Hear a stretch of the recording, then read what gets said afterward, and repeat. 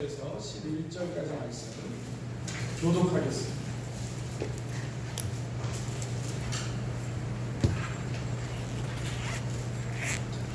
제가 먼저 1절 읽습니다. 그러므로 우리가 믿음으로 의롭다 하심을 받았으니 우리 주 예수 그리스도로 말미암아 하나님과 화평을 누리자. 또한 그로 말미암아 우리가 믿음으로 서 있는 이 은혜의 들어감을 얻었으며 하나님의 영광을 바라고 즐거워하느니라. 다만 이뿐 아니라 우리가 환난 중에도 즐거워하느니 이는 환난은 인내로 인내된 연단은 소망을 이루는 줄 알미로다. 소망이 우리를 부끄럽게 하지 아니하며 우리에게 주신 성령으로 말미암아 하나님의 사랑이 우리 마음에 부은 바 되니 우리가 아직 연약할 때 기약대로 그리스도께서 영광하지 않은 자를 위하여 주셨도다. 의인을 위하여 죽는 자가 쉽지 않고 선인을 위하여 용감히 죽는 자가 혹 있거니와 우리가 아직 죄인이었을 때 그리스도께서 우리를 위하여 죽으심으로 하나님께서 우리에 대한 자기의 사랑을 확증하셨느니라. 그러면 이제 우리가 그의 피로 말미암아 의롭다 하심을 받았으니 더욱 그로 말미암아 진노하심에서 구원을 받을 것이니 우리가 어찌되었을 때 대한 그의 죽으심으로 말미암아 하나님과 화목하게 되었은지 화목하게 된 자로서는 더욱 그의 사랑하심으로 말미암아 구원을 받을 것이니라. 같이 읽습니다. 그뿐 아니라 이제 우리로 화목하게 하신 우리 주 예수 그리스도로 말미암아 하나님 안에서 또한 즐거워하느니라. 아멘. 계속해서 로마서의 말씀을 함께 듣고 있습니다. 오늘은 하나님과 화평이라는 제목으로 함께 말씀을 나누려고 합니다. 그럼 우리가 로마서 1장 18절 이하부터 계속해서 하나님의 진노가 무엇인지, 그리고 그것이 누구에게 나타났으며 왜 나타나는지, 그리고 그 하나님의 진노로부터 어떻게 우리가 건지움을 받을 수 있게 되는지에 대한 내용을 쭉 지금 보고 있는 중에 있습니다. 여러분, 오늘 이 본문이 이렇게 시작합니다. 그러므로 라고 시작합니다. 그러므로. 이 그러므로라고 하는 이 말은 그 앞에 있는 내용을 근거로 하여 뒤에 있는 말을 하려고 할 때에 그러므로라고 하는 접속사를 씁니다. 이 5장 1절에 나타나는 그러므로는 1장부터 4장까지의 내용을 요약하면서 이제 어떤 이 말씀의 전환이 일어난 아주 중요한 전환점에 그러므로라고 하는 단어를 쓰고 있습니다. 그러므로 앞에 있는 내용을 요약합니다. 그 앞에 있는 내용이 무엇인가 하면 이런 거죠. 1장 88절부터 3장 20절까지 보면 이렇게 의롭다 하심을 얻어야 하는 필요성이 무엇인가에 대한 이야기를 합니다. 왜 우리가 의롭다 함을 얻어야 합니까? 의롭다 함을 얻는다는 것이 왜 중요한가? 라고 하는 것을 이야기합니다.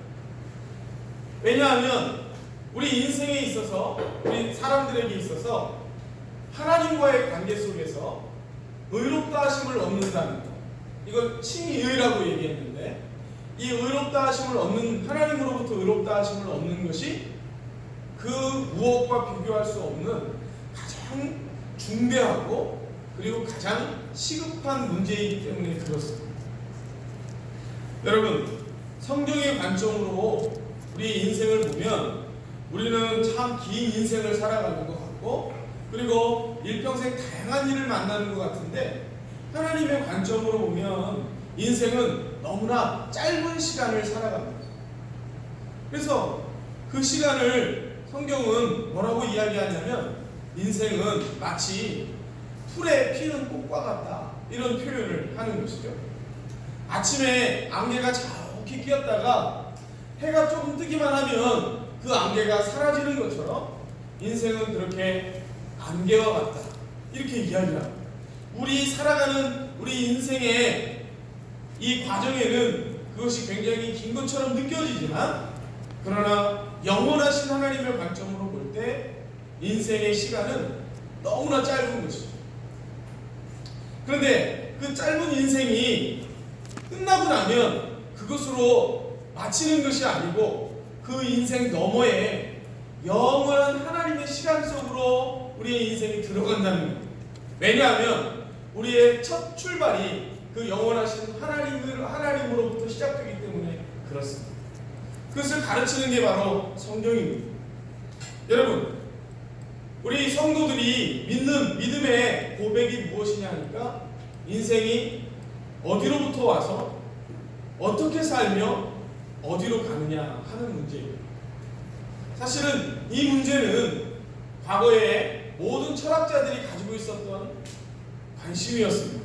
도대체 이 세상은 어디서부터 왔느냐, 그리고 우리 인생은 도대체 무엇을 위하여 살고 어디를 향하여 가느냐 하는 것이 아주 궁극적인 물음이었습니다. 철학적 물음이었죠. 그거에 대해서 다양한 의견들을 이야기하고 다양한 가르침을 내놓습니다만 정말 정답이 무엇일까 하는 것에 대해서는 아무도 그 정답이다라고 이야기할 수 있는 그런 권위를 가진 사람이 없습니다. 왜 그렇습니까? 그 누구도 자기가 어디서부터 왔고 그리고 인생의 궁극적인 목적지가 어디인지 경험해 본 사람도 없고 아는 사람도 없기 때문에 그렇습니다. 다만 추측을 할 뿐이죠. 그래서 우리 인생 중에는 누구도 이 인생의 궁극적인 질문에 대하여 대답할 수 있는 사람은 없는 겁니다. 저마다 자신의 의견을 이야기할 뿐이죠. 누구만 이 이야기를 할 수 있을까요? 그것은 인생의 시작을 알고 인생의 끝을 아는 분만이 이것에 대한 답을 해주실 수 있는 거죠. 그런데 인생의 시작과 끝을 알고 이 우주의 시작과 끝을 아시는 분이 누구냐? 라고 할 때에 그 인생의 시작과 끝을 아는 분은 바로 온 세상을 창조하신 하나님이시다 라고 하는 것이 저와 여러분이 믿는 믿음의 고백입니다. 여러분, 이것은요 논리적으로 설명이 안 되는 부분이에요.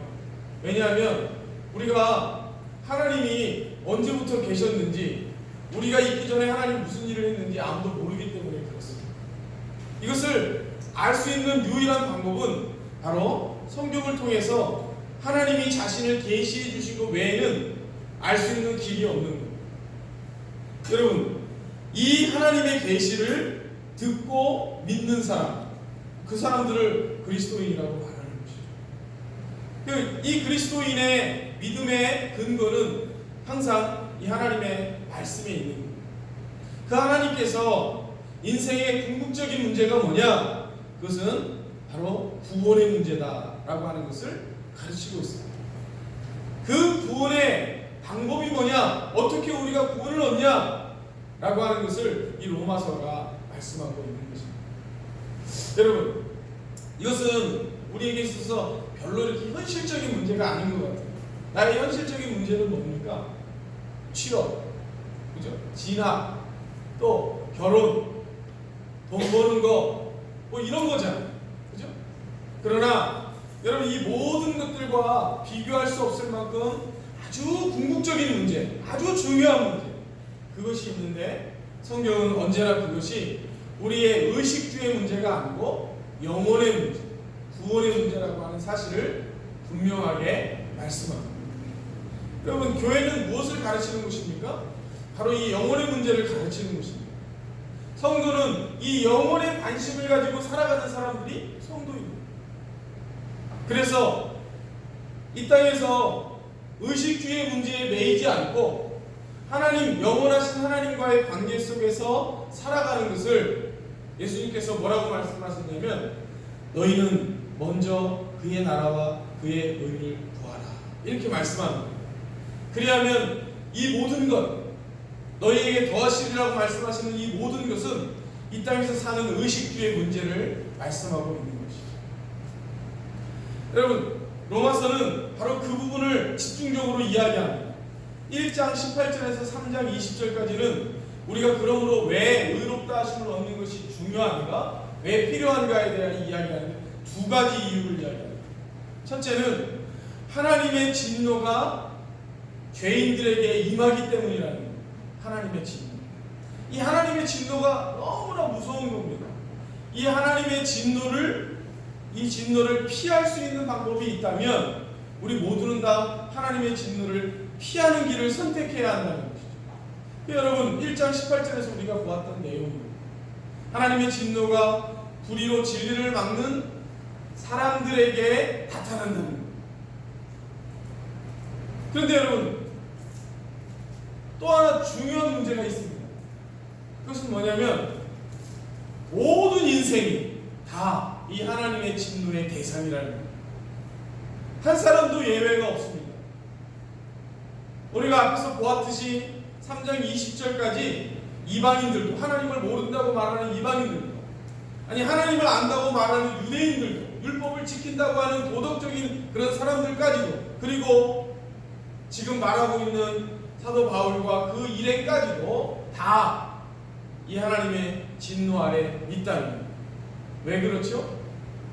죄 때문에 그렇다는 거예요. 여러분 우리가 로마서 3장 10절에서 20절 말씀 읽었는데요. 한 번 더 같이 읽어봤으면 좋겠습니다. 같이 읽어봅시다.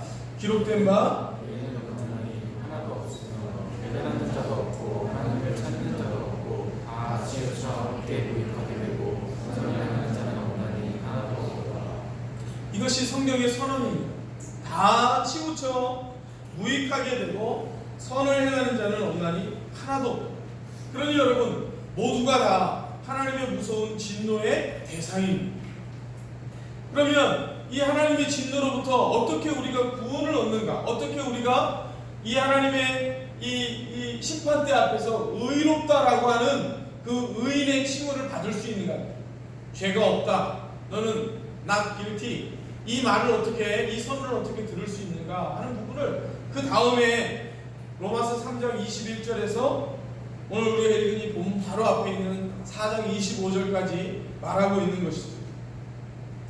어떻게 의롭다함을 얻는가? 그 방법이 있는데 두 가지 먼저 이야기합니다. 첫째는 율법으로는 안 된다는 거예요. 인간의 행위로는 하나님 앞에 의롭다 하심을 얻을 육체가 아무도 없다는 거예요. 그러니 인간이 기울이는 행위, 거기에는 율법이 들어가고 그 율법 가운데 대표적인 것, 할례를 행하는 것, 제사를 행하는 것, 절기를 지키는 것, 이런 것 가지고 하나님 앞에 의롭다 하심을 얻을 육체가 없다는 거예요. 그 행위에는 그 사람의 선행도 들어가고 그 사람의 지식도 들어가고 그리고 그 사람이 가지고 있는 모든 재산도 들어갈 거예요. 로마서 3장 20절은 이렇게 이야기하는 것이죠. 그러므로 율법의 행위로 그 앞에 의롭다 하심을 얻을 육체가 없다. 이렇게 합니다. 율법은 죄를 깨닫게 하는 것이지 그 율법이 죄를 없애는 것이 없어지게 하는 것이 아니라는 거예요.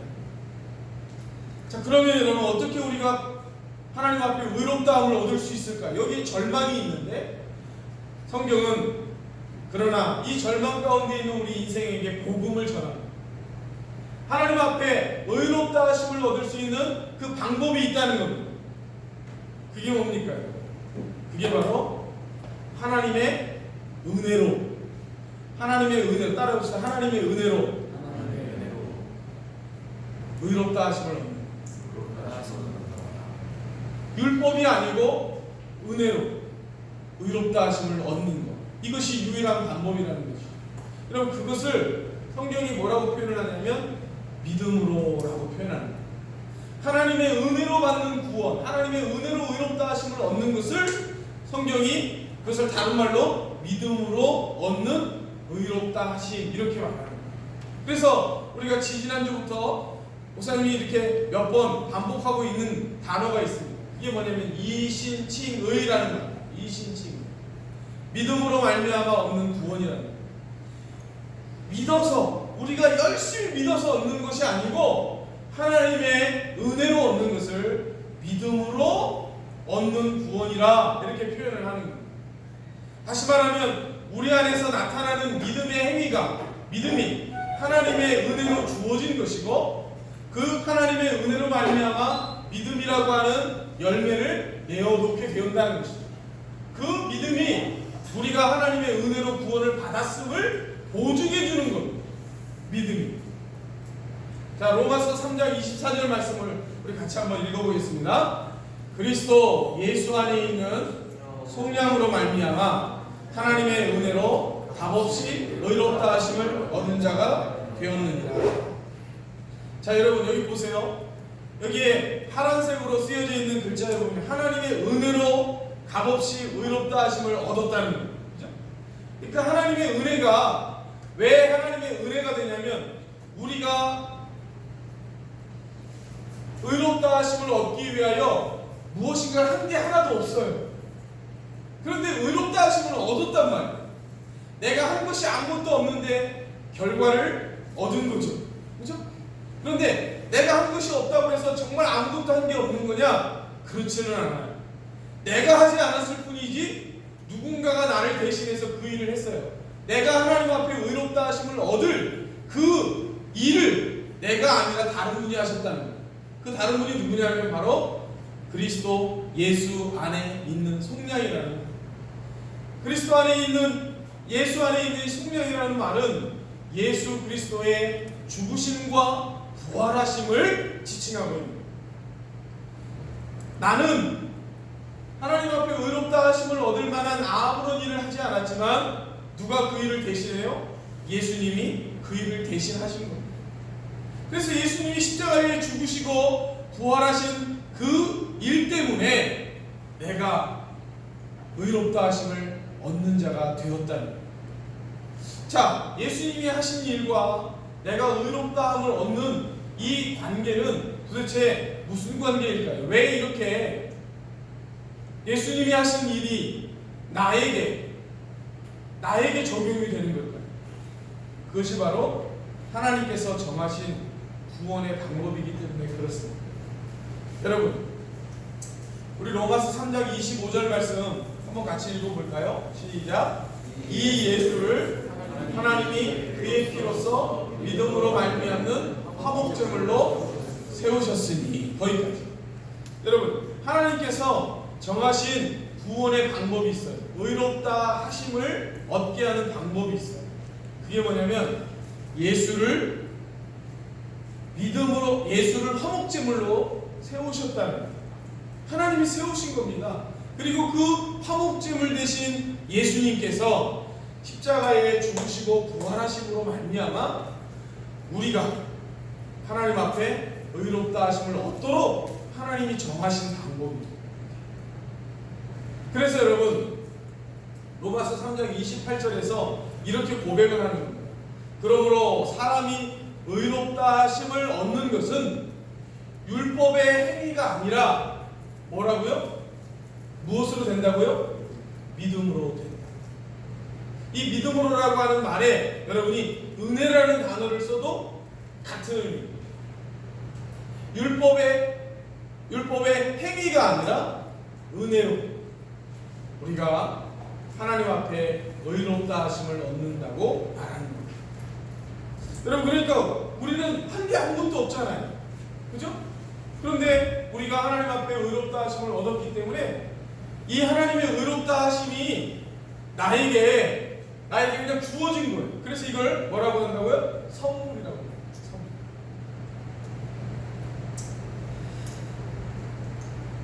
오늘 우리가 읽은 본문 5장 1절에서 11절은 바로 이 앞에 있는 이 내용, 그럼 이 내용을 근거로 하여 그러므로 이렇게 시작하는 겁니다. 의롭다, 믿음으로 의롭다 하심을 받았으니 라고 하는 것을 전제로 하고 그 다음에 우리에게 어떤 일이 벌어지는가, 믿음으로 의롭다 하심을 얻은 하나님의 백성들이 받는 그 복과 그리고 소망의 내용이 무엇인가를 이렇게 쭉 진술하는 내용이 5장 1절에서 11절까지에 기록되고 있는 것입니다. 자, 여러분, 의롭다 하심을 얻은 그 결과가 무엇인가를 말하고 있는 겁니다. 그 결과 다섯 가지가 우리에게 생겨났다고 성경은 설명해 주고 있습니다. 자, 여러분, 우리의 영적인 현실이 무엇인지를 오늘 이 본문이 아주 자세하게 밝혀주고 있어요. 우리는 잘 못 느낄 수도 있어요. 그리고 우리는 이것이 감각적으로 우리 가운데 아직 다가오지 않을 수도 있어요. 그러나 의롭다 하심을 얻은 하나님의 백성이 그 이전에 가지고 있지 못했던 것을 어떻게 가지게 되었는가, 그 이전에 누리지 못한 것을 어떻게 누리는 상태가 되었는가는 하는 이 영적인 현실의 문제를 우리에게 오늘 본문이 가르쳐주고 있다. 여러분, 저는 우리가 이 성경이 말하는 우리 성도들이 가지는 복, 우리 성도들에게 주어진 이 하나님의 의롭다 하심으로 말미암아 갖게 된 새로운 신분에 대한 확신과 그 신분에 대한 분명한 고백이 있다면 여러분, 우리의 삶이 정말 달라질 거라고 확신합니다. 지금 내가 가지고 있는 것이 정말 초라한 이 세상 사람들과 비교해보면 아무것도 가지고 있는 것 같지 않다 할지라도 여러분, 하나님의 백성에게 주어진 하나님의 복이 얼마나 큰가를 오늘 이 말씀을 통해서 우리 모두가 확인하고, 그 하나님이 주신 복 때문에 내가 이 세상에서 가질 수 있는, 내가 이 세상에서 필요한 것들을 비록 가지지 못한다 할지라도 절망하지 않고 낙심하지 않고 그 하나님의 복 때문에 기뻐하고 그 하나님의 복 때문에 감사하는 그런 하나님의 사람들이 다 될 수 있기를 간절히 바랍니다. 여러분, 이게 우리에게 주어진 복이거든요. 제가 여러분에게 지금 오늘 이 복에 대해서 설명을 하려고 합니다. 5가지를 이야기하는데요. 자, 여러분, 제가 이 PPT를 이렇게 하나하나 하려다가 5가지를 한 번에 보여드리는 이유는 여러분들이 좀 적으시라고 보여드리는 거예요. 이걸 좀 적고, 이런 거구나, 성경이 말하는 성도가 가지는 복이 이거구나 라고 하는 것을 여러분들이 한 주간 동안 좀 묵상하는 그런 시간이 좀 되었으면 좋겠습니다. 자, 첫째, 제가 한번 첫째, 그러면 여러분들이 한번 읽어주시면 좋겠어요. 첫째, 시작. 하나님과 화평을 누리게 돼요. 하나님과 화평을 누리게 돼요. 여러분, 이것이 우리가 변화된 우리의 신분 속에 주어지는 첫 번째 복이에요. 하나님과 화평을 누리는 자가 됩니다. 두 번째 있습니다. 둘째,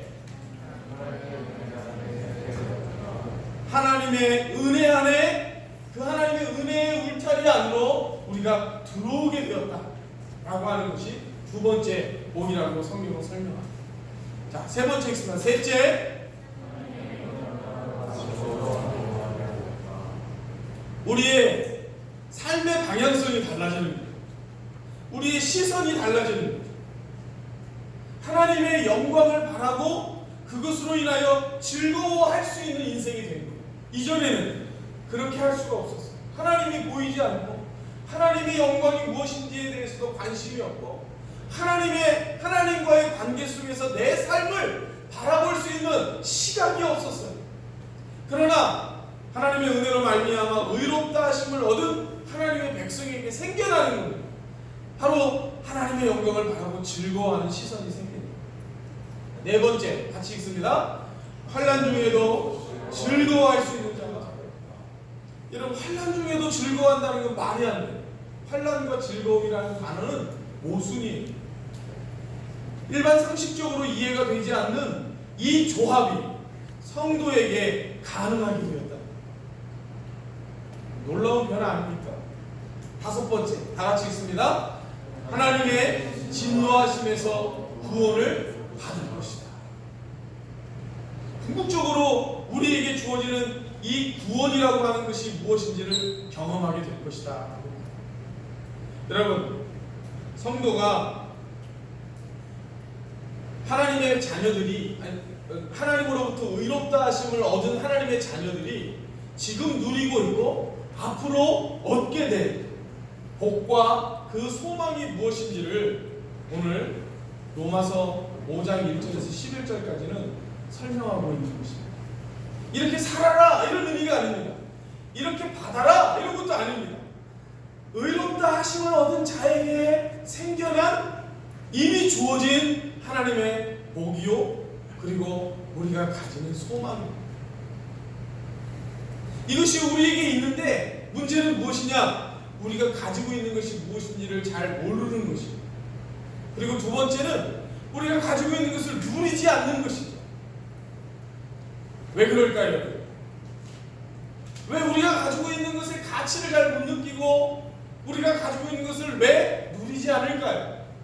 그것은 다른 것을 보고 있기 때문에, 다른 것에 너무나 마음이 가 있기 때문에 그래요. 여러분, 우리의 시선이 하나님께서 우리에게 주신 복과 은혜가 무엇인지에 다시 이렇게 교정되는 그러한 시간들이 되어지기를 바랍니다. 여러분, 이 로마서 5장 1절에서 11절까지의 나타난 이 5가지의 복의 내용을 우리가 이제 한 주 하나씩 살펴보려고 합니다. 하나씩. 오늘은 그 첫 번째 복을 생각해 볼 겁니다. 하나님과 화평을 누리게 되었다는 겁니다. 자, 이것이 의롭다 하심을 얻은 칭의를 받은 하나님의 백성들이 가지는 첫 번째 복입니다. 다 같이 한번 따라해 봅시다. 하나님과 화평을 누린다. 하나님과 화평을 누린다. 자, 로마서 5장 1절 말씀입니다. 같이 읽어보겠습니다. 그러므로 우리가 믿음으로 의롭다 하심을 받았으니 우리 주 예수 그리스도로 말미암아 하나님과 화평을 누리자. 여러분, 우리가 하나님과 화평을 누리는 자가 되었다는 겁니다. 화평을 누리기 위해서 뭘 하자? 화평을 누리기 위해서 여러분들 헌신하십시오. 이런 얘기를 하는 게 아니고요. 이미 우리가 하나님과 화평한 자가 되었다고 말하는 겁니다. 여러분, 왜 우리가 하나님과 화평한 자가 되었다고요? 앞에서 설명했죠? 로마서 5장 3장 24절과 25절에 있는 말씀 우리가 앞에서 읽었어요? 왜 하나님과 화평한 자가 될 수 있었느냐? 하나님이 예수 그리스도를 화목 제물로 세우셨기 때문에, 그 화목 제물 대신 예수 그리스도 때문에 우리가 하나님과 화평한 자가 되었다.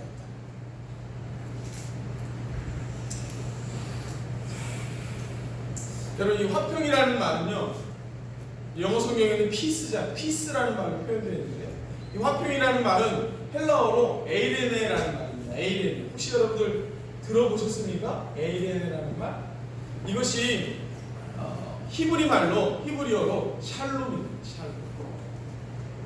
제가 알고 있기로 선교단체 중에 CCC에서는 서로 만나면 인사를 할 때 샬롬 이렇게 인사를 하는 것 같아요. 맞아요? 여기 CCC 대학에서 CCC 출신 혹시 CCC 한 사람 있어요? 없어요?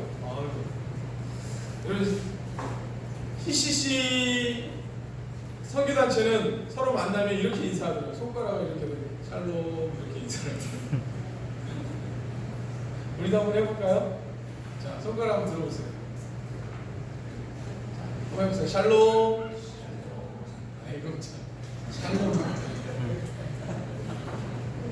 전혀 샬롬이 아닌데요. 전혀 샬롬이. 여러분, 이 샬롬이라는 말은 사람과 사람과의 평화를 이야기하기 전에 1차적으로 하나님과 사람 사이의 평화를 이야기합니다. 자, 그러면 여러분, 왜 하나님과 사람 사이에 평화를 이야기해야 하는 상황이 되었을까요? 그것은 바로 우리가 의롭다 하심을 얻기 이전에 우리 인간의 상태는 하나님과 원수된 상태였기 때문이라고 성경은 말합니다. 자, 그것이 로마서 5장 10절 말씀이에요.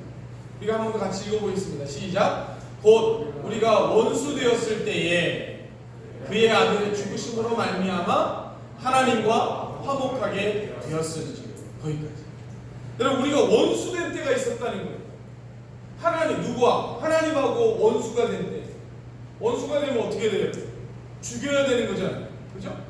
그런데 이 원수된 우리 인생을 하나님께서 긍휼히 여기셔서 이 원수된 우리와 화목하게 하는 화목 제물을 세우신 거예요.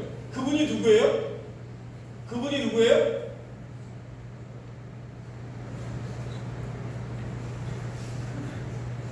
누구라고요? 화목 제물이 누구예요? 예수님. 여러분, 저기 주일학교 학생들이 선생님들한테 물어보잖아요. 화목 제물이 뭐예요? 이렇게 물어보면 여러분들이 대답할 수 있어야 되잖아요. 그죠?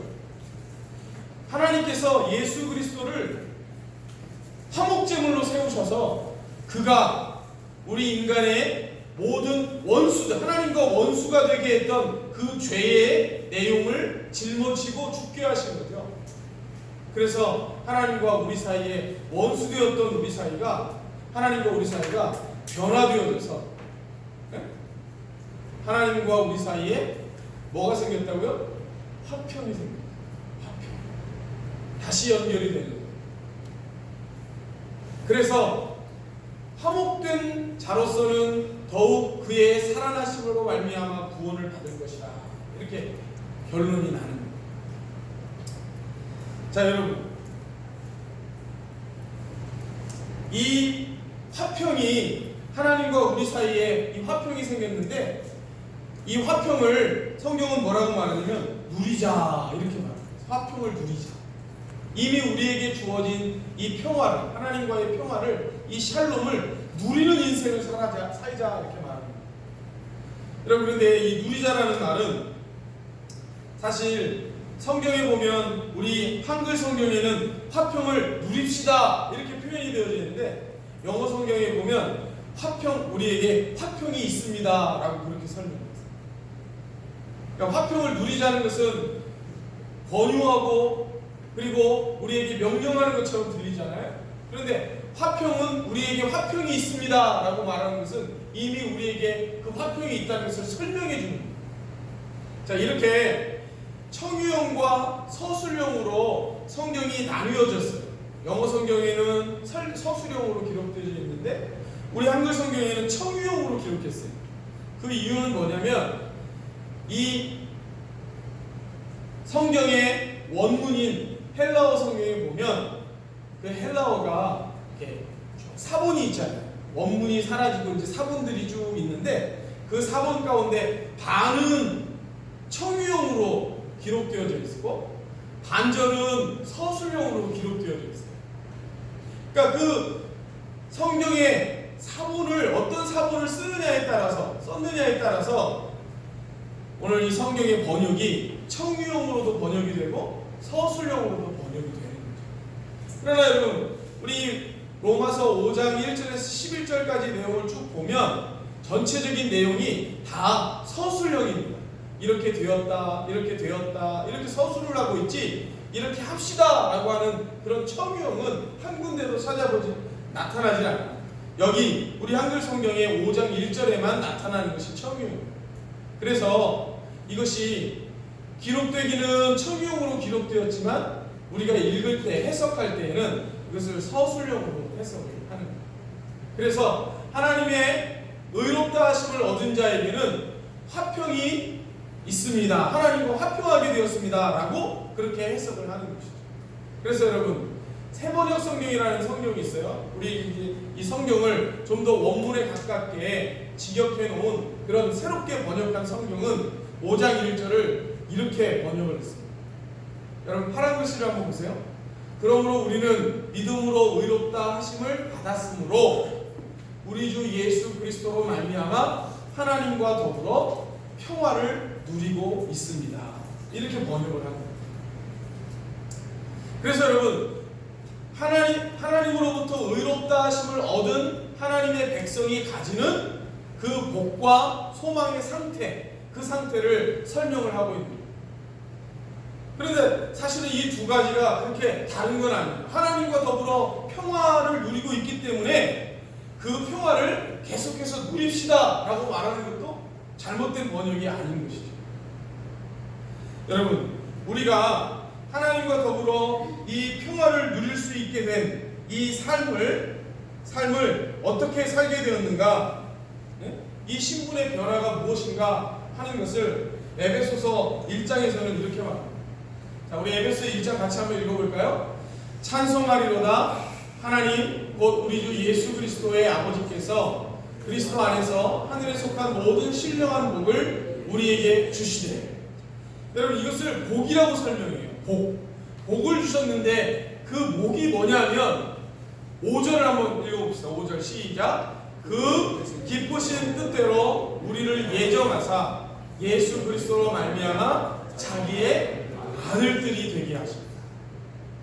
하나님과 화평한 상태가 될 뿐만 아니라 우리가 그의 아들이 되었다고, 자녀가 되었다는 것이죠. 여러분, 우리가 하나님의 자녀가 된 이 신분이 이 이전에는 상상도 할 수 없는 것이었다는 거예요. 이전에는 자녀가 아니고 뭐였어요? 원수였어요. 원수. 그런데 예수 그리스도가 화목제물이 되셔서 우리를 위하여 죽으시고 부활하신 그 사건으로 말미암아 우리가 하나님과 화평을 이루게 되었고, 하나님과 화평을 이룰 뿐만 아니라 하나님의 자녀가 되었다. 여러분, 놀라운 신분의 변화예요. 놀라운 신분의 변화. 요한복음 1장 12절에서는 우리가 하나님의 자녀가 되는 것을 권세를 누리게 되었다, 이렇게 말해요. 권세를. 하나님의 자녀가 되는 것은 권세다, 이렇게 말해요. 자녀라고 하는 것이 왜 권세가 됐냐면, 그것은 바로 하나님의 유산, 하나님의 상속자가 되기 때문에 그렇습니다. 하나님께서 우리에게 주시는 모든 복과 은혜를 받아 누릴 수 있는 상속자가 되었다는 거예요. 그랬기에 우리가 놀라운 신분의 변화 속에서 큰 복을 누리고 있는 자가 되었다는 거예요. 여러분, 내가 지금 처해 있는 형편이 어떠하든지, 내가 가지고 있는 것이 무엇이든지가 관계없이 이미 우리에게 주어진 하나님의 복과 은혜가 무엇인지를 다시 한번 여러분들 기억할 수 있는, 상기해 볼 수 있는 그런 시간이 되기를 바랍니다. 우리 로마서 8장 17절에 가서, 나중에 이제 결론에 가서 8장에 가면 이 내용 전체의 결론에 이르겠습니다만, 그 8장 17절에서 이렇게 말합니다. 같이 한번 읽어봅시다. 밑에 거. 자녀이면 또한 상속자, 곧 하나님의 상속자요 그리스도와 함께한 상속자니. 하나님의 상속자가 되었다는 거예요. 사랑하는 여러분, 예를 들어서 우리가 빌 게이츠의 상속자가 되었다면, 여러분, 그 사람은 어떻게 될까요? 갑자기 어느 날 당신은 빌 게이츠의 주식을 상속받는 자가 되었습니다, 이렇게 말한다면 여러분, 그 사람을 얼마나 좋아할까요? 네? 근데 여러분, 그 빌 게이츠하고 비교할 수 없는 온 천지를 창조하신 하나님이 우리를 상속자로 삼으셨다. 성도를 상속자로 삼으셨다. 여러분, 그게 저와 여러분이 가지고 있는 복이에요. 내가 상속자가 되어야지 하는 게 아니에요.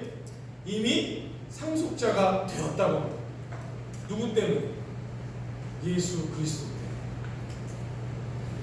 내가 상속자가 될 자격이 있어서가 아니고 예수 그리스도 때문에 내가 하나님의 상속자가 되는 겁니다.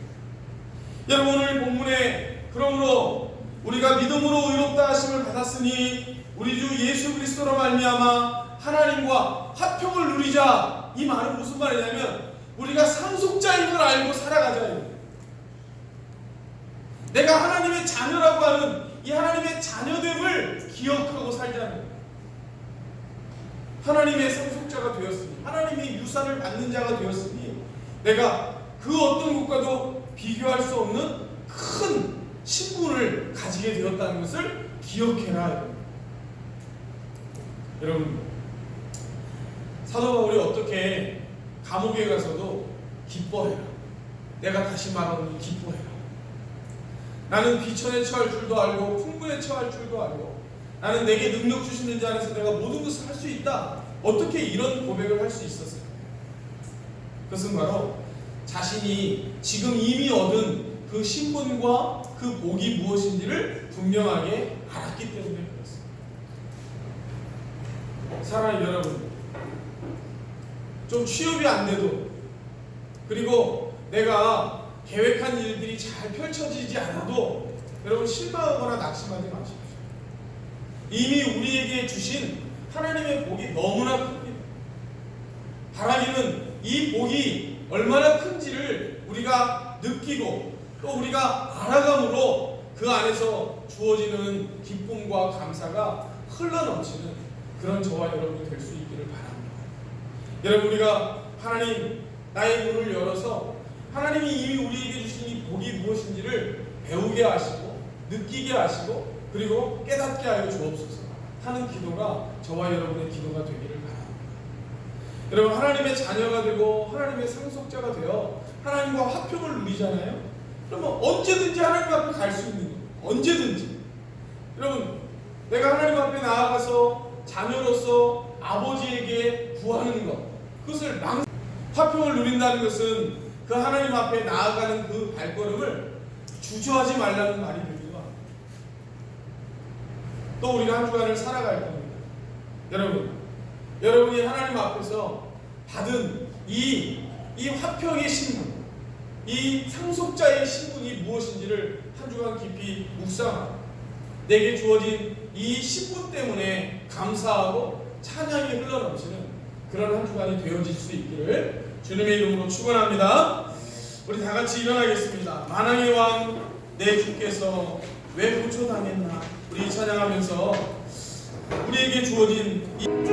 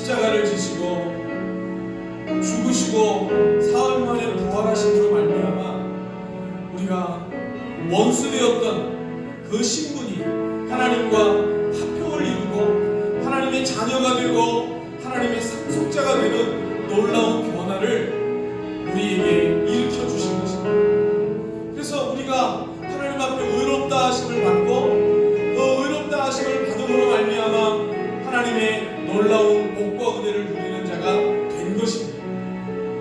이것이 우리의 신분의 변화이며 이것이 지금 우리가 가지고 있는 영적인 실체입니다. 여러분, 우리가 우리에게 주어진 이 하나님의 은혜와 복을 하나님께서 깨닫게 해주시고 또 느끼게 해주시고 또 이것을 누리는 자의 삶을 살 수 있도록 이끌어 주시기를 함께 기도하기를 원합니다.